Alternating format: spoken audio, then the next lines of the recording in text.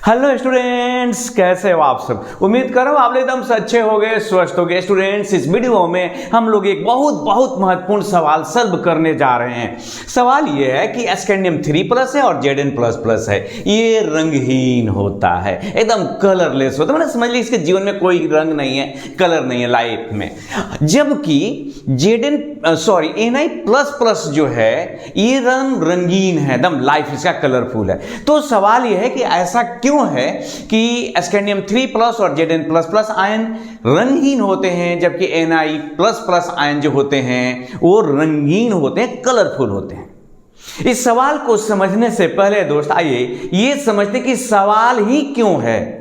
तो देखो भाई, सवाल के जड़ में बात यह है कि जो डी ब्लॉक होते हैं ना, उस खानदान में जितने एलिमेंट है, ऐसा कहा जाता है कि डी ब्लॉक के खानदान में जितने भी एलिमेंट होते हैं उनके आयन एकदम रंगीन होते हैं, कलरफुल होते हैं। दोस्त, ये तीनों जो आयन हैं ये डी ब्लॉक से ही बिलोंग करते हैं, स्कैंडियम, जिंक और ये निकेल।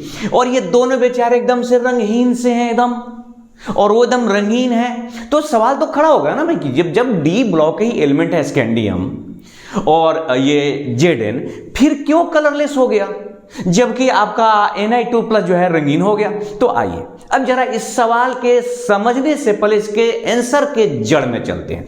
देखो दोस्त, बात ऐसी है, मतलब बात ऐसी है, कैसे भाई? तो बात ऐसी है कि जो डी ब्लॉक के एलिमेंट हैं उनके अगर डी ऑर्बिटल अधूरा भरा हुआ है तो जाके वो रंगीन होते हैं। एक बार फिर से मैं रिपीट कर रहा हूं, डी ब्लॉक में जो एलिमेंट्स हैं अगर उनका डी ऑर्बिटल अधूरा भरा हुआ है, इनकम्प्लीट भरा हुआ है, तो उनके जो आयन बनते हैं एकदम से रंगीन बनते हैं। लेकिन अगर डी ब्लॉक के जो एलिमेंट हैं उनका जो डी ऑर्बिटल है अगर वो पूर्ण रूप से भरा हुआ है, इलेक्ट्रॉनों से खचाखच भरा हुआ, माने पूर्ण रूप से भरा हुआ है, तो उसके आयन जो होंगे एकदम से कलरलेस हो जाएंगे, रंगहीन हो जाएंगे। एक साथ दूसरा बात भी याद रखनी होगी आपको, और वो ये है कि सोचिए अगर डी ब्लॉक के जो एलिमेंट हैं उनका जो डी ऑर्बिटल है उसमें इलेक्ट्रॉन ही ना हो तो, अरे भाई जब इलेक्ट्रॉन ही नहीं होगा तो आधा अधूरा बनने वाला तो सवाल ही खड़ा नहीं होता। तो ये बात याद रखिएगा कि अगर डी ऑर्बिटल रिक्त हो, कंप्लीटली रिक्त हो, तो भी रंगहीन होगा, और कंप्लीटली भरा हुआ होगा तो भी रंगहीन होगा। रंगीन कब होगा, कलरफुल कब होगा? बस एक ही शर्त है, जब वो आधा अधूरा भरा हो, माने इनकम्प्लीट भरा हो। तो आइए जरा इसी पर हम लोग समझने की कोशिश करते हैं, इसी से इसका जवाब तलाशने की कोशिश करते हैं। तो हमारे पास है स्कैंडियम, जरा देखते हैं कि रंगहीन होने के पीछे का इनका कारण क्या है। तो स्कैंडियम का परमाणु संख्या 21 होता है दोस्त, लिखा आपने 1s2, 2s2, 2p6, 3s2, 3p6, 3d1, 4s2।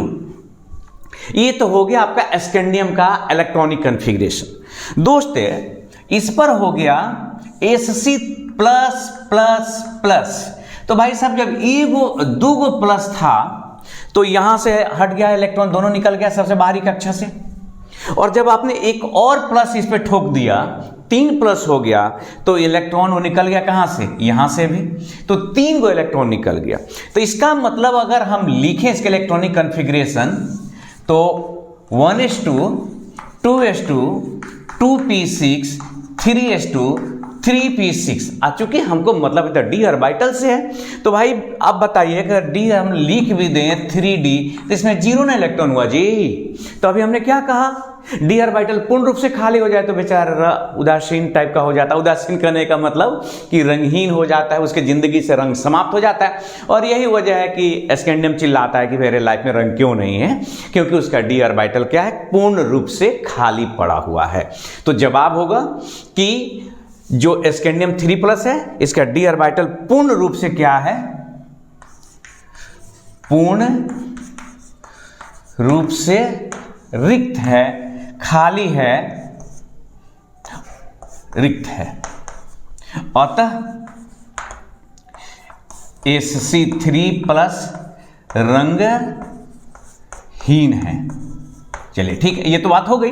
चलो ये तो समझ लिया कि Sc3+ क्यों रंगहीन है, क्योंकि इसके डी ऑर्बिटल कंप्लीटली रिक्त है।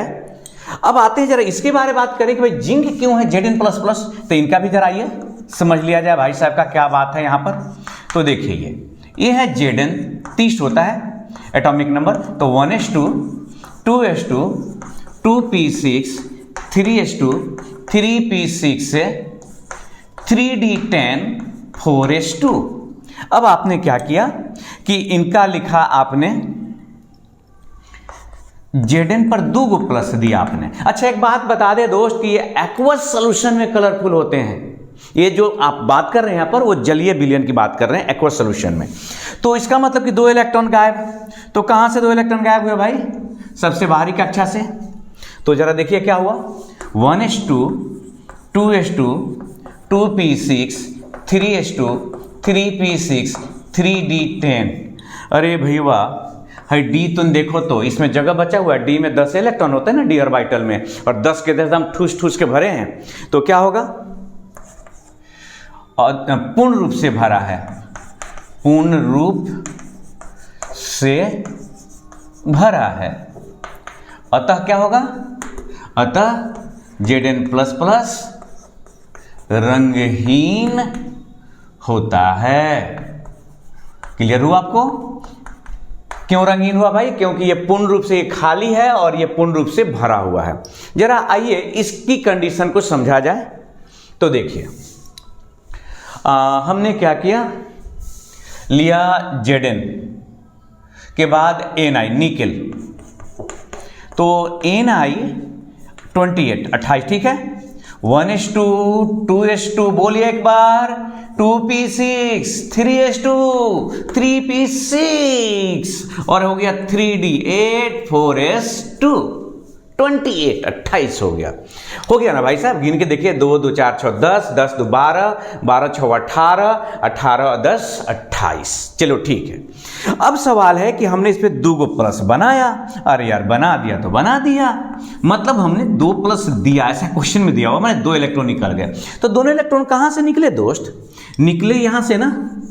तो अगर दोनों इलेक्ट्रॉन अगर यहां से निकल गए तो अंत में क्या बचा, 3d8 बचा ना। ये भाई तो 3d8 अधूरा भरा हुआ कि पूर्ण रूप से भरा हुआ या खाली है? अरे भाई 8 गो तो इलेक्ट्रॉन है ना, होना चाहिए था 10 गो, है कितना, 8 गो, माने अधूरा भरा हुआ। और यही तो रूल कहता है कि छटपटाएगा अधूरा भरने पर। अधूरा भरा हुआ है। अतः क्या है, अतः लिख देते हैं Ni++